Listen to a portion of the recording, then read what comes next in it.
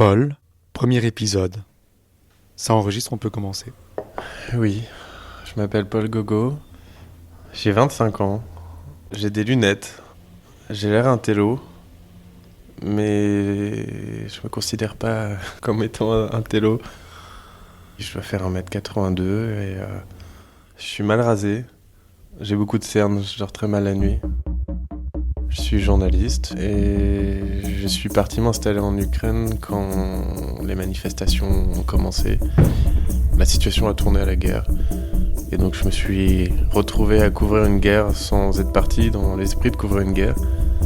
J'ai eu une approche très naïve du truc au début parce que j'étais pas préparé à ça et je pensais pas vraiment que ça tournerait comme ça. Et j'avais jamais vu la guerre de cette façon-là avant en fait. Tu veux vraiment que je te raconte ma vie ?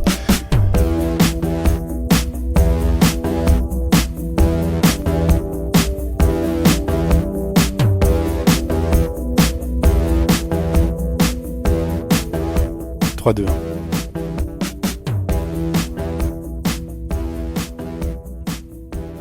Je suis né à Saint-Lô en Normandie, le 15 mars 1991.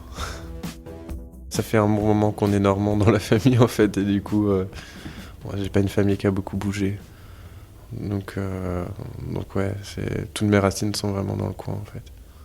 Saint-Lô, c'est une petite ville de 20 000 habitants, très moche, vraiment particulièrement moche, mais il y a une raison pour ça, et la raison est assez intéressante. C'est-à-dire que c'est une ville qui a été détruite à, j'oublie tout le temps, 95 ou 98% pendant la Seconde Guerre mondiale. Elle était tellement détruite qu'on a hésité à la reconstruire, et quand on a finalement décidé de la reconstruire, on a fait ça de la façon la plus rapide possible, sans trop réfléchir à la façon dont on allait le faire. Ce qui fait que Saint-Lô, ce sont que des blocs de béton gris partout, et c'est vraiment très moche. Il y a quand même des remparts et une rivière qui rendent le truc un peu plus joli, mais j'ai quand même la sensation d'avoir grandi dans la guerre, en finale, en grandissant dans cette ville-là. Donc ça veut dire que tes grands-parents, ils ont connu ça, la guerre ? Oui. Mes grands-parents maternels peuvent le raconter encore avec une précision assez incroyable du jour où ils ont entendu des bottes allemandes dans leur jardin, des mecs qui sont venus frapper à leur porte, et qui ont fini d'ailleurs par se faire arrêter par des Américains dans leur jardin. C'est très difficile de parler des sujets sensibles dans la famille. C'est pas évident.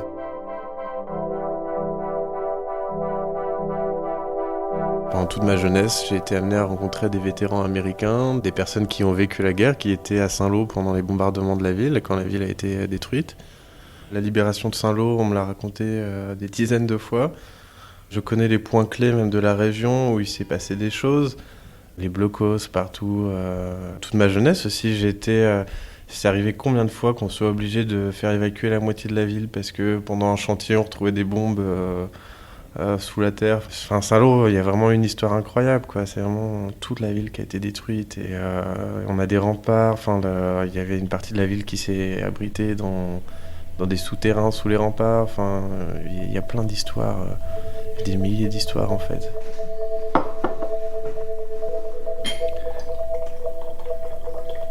Merci. Tu es né dans quel genre de famille ? Famille modeste, je pense que ouais, je peux dire ça. Enfin, on n'a jamais été riche, on n'a jamais été pauvre non plus, mais mes parents ont repris un cabinet d'assurance. En fait, ils tenaient tous les deux un cabinet d'assurance dans le centre de Saint-Lô. J'ai une petite sœur qui a 4 ans de moins que moi, qui s'appelle Alice. Mais non, en plus j'ai eu une jeunesse assez basique, je crois, plutôt normale en fait, ouais.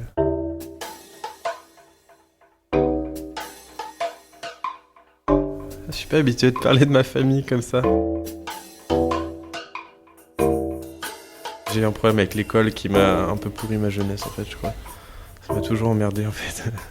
Je pense que j'étais plus malin que mauvais élève dans le sens où je me suis toujours arrangé pour avoir validé mes années de justesse, quoi. J'ai essayé d'avoir 10 piles, mais pas plus, pas moins.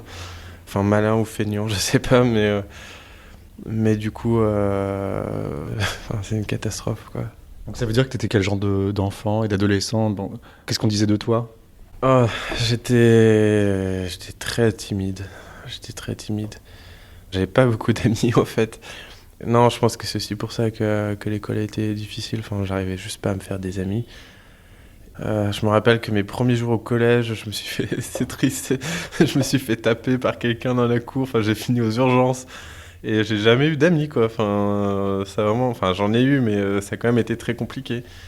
Et j'avais clairement pas les mêmes passions que les autres en fait.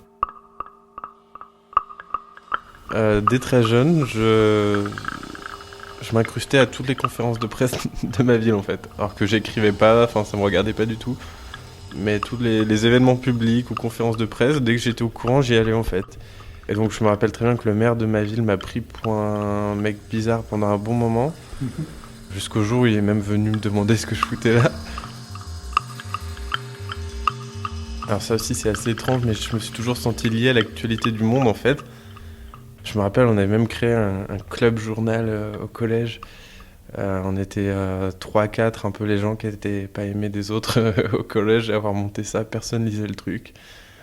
Mais non, ça a commencé très très tôt. Je faisais des espèces de reportages avec le vieux caméscope qu'on avait dans mon quartier. Enfin, c'était n'importe quoi. Et j'ai eu une période où ça se voyait un peu trop que j'étais déjà passionné par ça.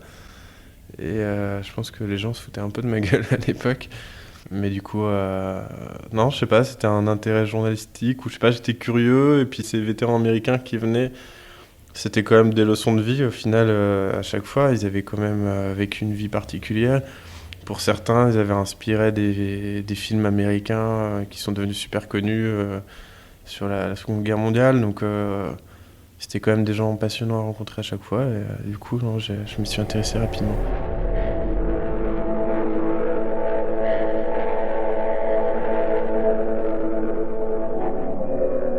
J'aurais peut-être pu être un adolescent. Bon, j'étais un adolescent assez déprimé, mais enfin, d'ailleurs, je dis pas que ça a changé. Mais j'aurais peut-être moins bien vécu cette période-là si j'avais pas eu cette passion-là. Et si je m'étais pas occupé à faire ça, parce que Saint-Lô, c'est un peu chiant. Enfin, je l'ai déjà dit plusieurs fois en fait, mais c'est quand même un peu chiant comme ville. Je me rappelle que plus petit, quand je voulais devenir journaliste déjà, je me disais merde, j'aurais bien aimé couvrir le bombardement de Saint-Lô en fait.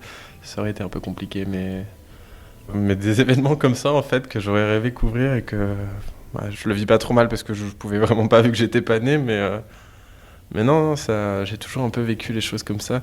De se dire, voilà, la ville, enfin, il y a quand même des gens, en fait, qui ont vécu un bombardement là où je vis maintenant. Et toute ma jeunesse, j'en ai entendu parler de la guerre, en fait. Prochainement, Je l'ai pas super bien vécu non plus cette année parce que j'avais clairement la tête en Ukraine, quoi. J'ai vu qu'il y avait des manifestations qui commençaient à devenir assez importantes. J'aimerais beaucoup être capable de revenir à l'époque pour savoir ce qui m'est passé par la tête. Je me suis dit, je m'en fous, je pars à Donetsk. Je m'appelle Paul Gogo, j'ai 25 ans. J'ai beaucoup de cernes, je dors très mal la nuit. à suivre.